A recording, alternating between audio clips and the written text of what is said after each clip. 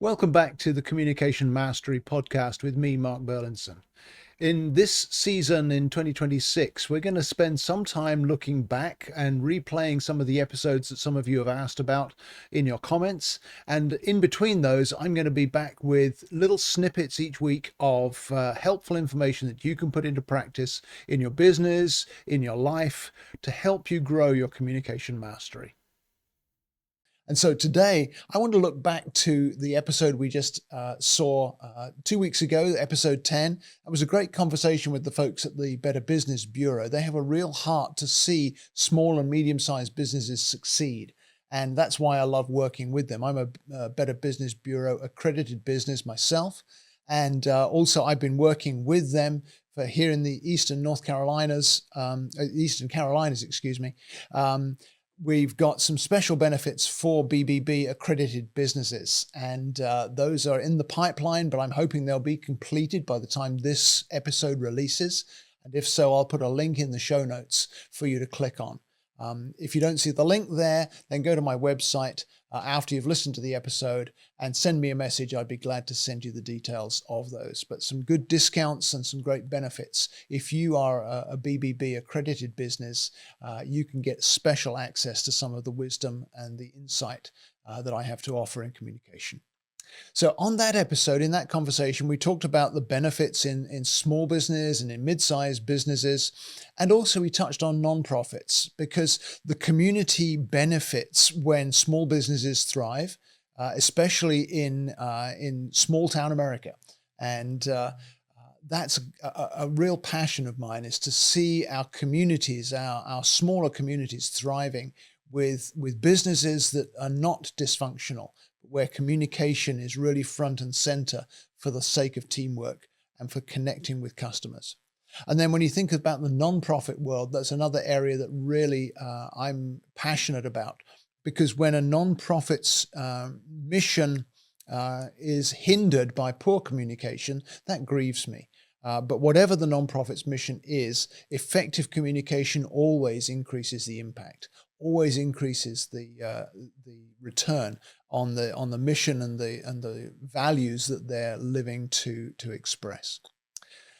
In that conversation with Nick and Meredith, we also touched on the interpersonal and personal benefits of coaching, because if I can help you to be more effective, that really will help those that you work with and those that you live with.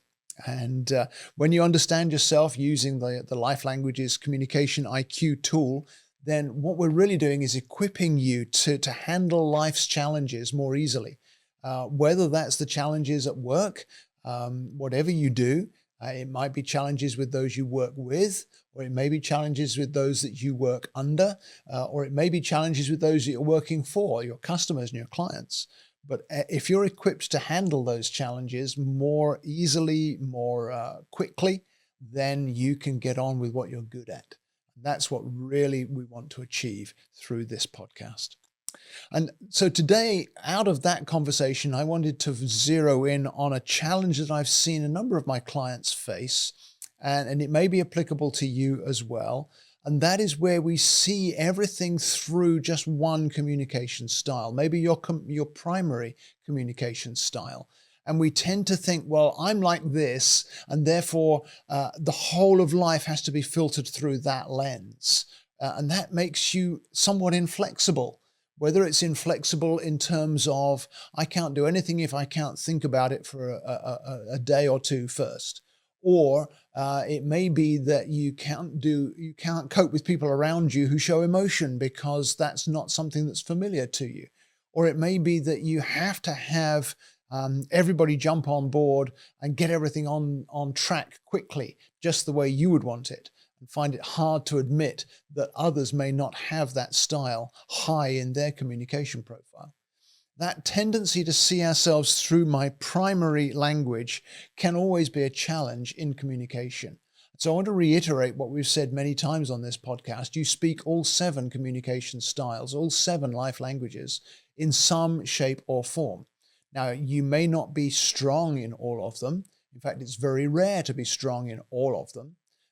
But even the weakest ones you can speak when it's required, when it's beneficial. And so learning to adapt into the other languages that don't come first for you is a skill that every one of us benefits from learning. And that's what I want to zero in on. What are some of the ways that you can increase your multilingual skills, increase your adaptability, if you like? And the first thought I had as I reflected on that is that you can train your second or third language to challenge your first language. So if you've done your profile through the Life Languages from my website, you'll have a profile picture of how you prefer to communicate. And you may have 2 or 3 languages that are stronger than others, but it's very rare to have only one language that's strong and the rest weaker. So for example, let's say you have your first language is the influencer language. The passion of the influencer language is to encourage. And that's a great passion to be able to express in settings. But there are times where encouraging isn't going to fit what's needed for communication to be effective. And so if you only see yourself through your first language, that primary language, and you're only ever speaking that influencer language, then there are going to be times when you don't connect with people because they don't want to be encouraged in the way that you would do.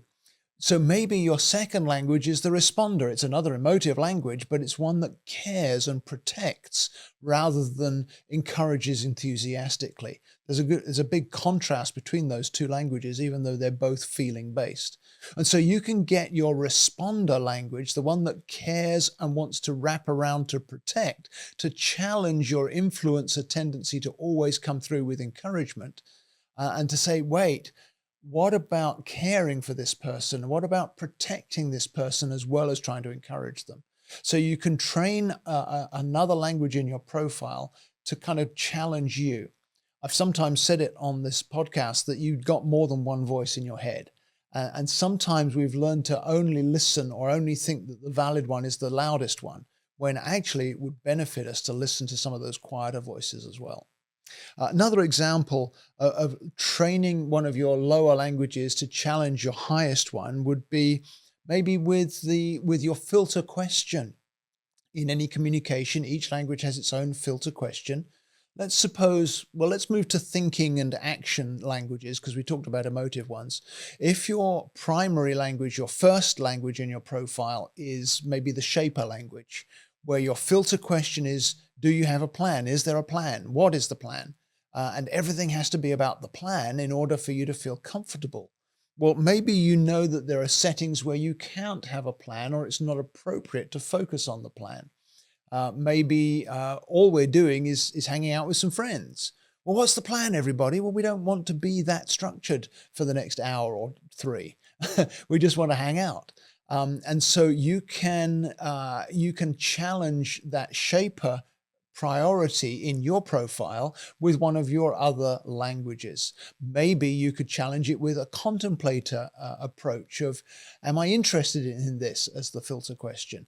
Who am I interested in this group? What do I want to find out about that person? How can I zero in on what's going on below the surface for this person that maybe I don't know them as well? That kind of thing. Or maybe action would be a better way to approach it. The filter question for the doer language, the very practical doer language, maybe not too much of a jump from the shaper because the shaper wants to see things progressing according to a plan. If you can train your doer language to also add in the filter question of, are you doing your share? To ask it of yourself, but also to ask it of those around you. Are you doing your share of what everyone's doing right now? And so if it's just a group of friends hanging out and just taking a couple of hours to do nothing in particular, your shaper language may find that distressing because there doesn't seem to be a plan. But if you look around at who's doing their share of being friendly, of helping out with the food or the snacks or whatever it might be, that can help you to become more multilingual and then to be able to form stronger connections with the people around you. A lot of it depends on the circumstances and being able to figure out which language do we need to be speaking for this setting and this moment to be effective as best it can be. So that's one way that you can challenge that singular focus on one language if you find that's a challenge for you in some settings. Here's another way that I found very beneficial, particularly in the workplace, is you pick a partner who you trust to challenge you. It may well be somebody who you know they've got your back, but they speak a different first language than you do.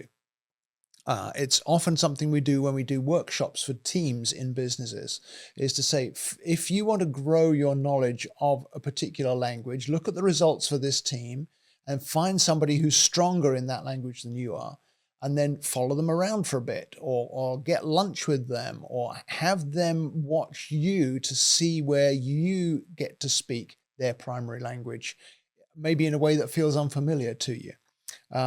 So the person you trust, but who doesn't share your first language, if you tell them, listen, I feel stuck in whatever language it might be. I feel stuck in my first language. My first language is contemplator, and I feel stuck in just thinking all the time. And I know I need to close the gap between thinking and actually doing something. Well, your first language is the doer language, for example, and you see what needs to be done. Well, why don't you watch for me getting stuck in thinking, and would you do me a favor, and when you see me stuck in thinking, challenge me, maybe ask me, how could you approach this moment, this challenge, this setting? How could you approach this through one of your other languages? You see how they're asking me in a way that gets me to think some more, but to switch to another language. And that's a helpful way for me to begin to break that dependency on just the top language and begin to move into some of the others. Again, I'm giving you random examples, but if you look at your profile, you'll begin to see some specific ideas of, oh, okay, these two languages are kind of close together. This one comes next. It's not that far away. How can I raise this language up to challenge the first one? How can I allow the first one to back off in some settings where my third one would be more useful? Those kinds of things. My goal is to become more multilingual. My goal is to become more adaptable so that in any moment I can process that this is the language would be most valuable in the two of us or the three of us or the team of us, whoever it may be. Here's a third way you can challenge primary language dependency, if I could call it that. And that is that you focus on the distress flares of your primary language.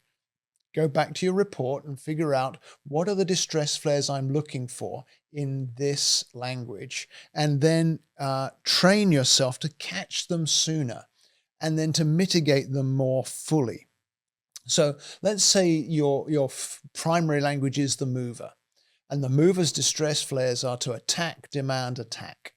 And so if you catch yourself coming over demanding or coming over as attacking someone's motives, what is your motive? That's the filter question in that language.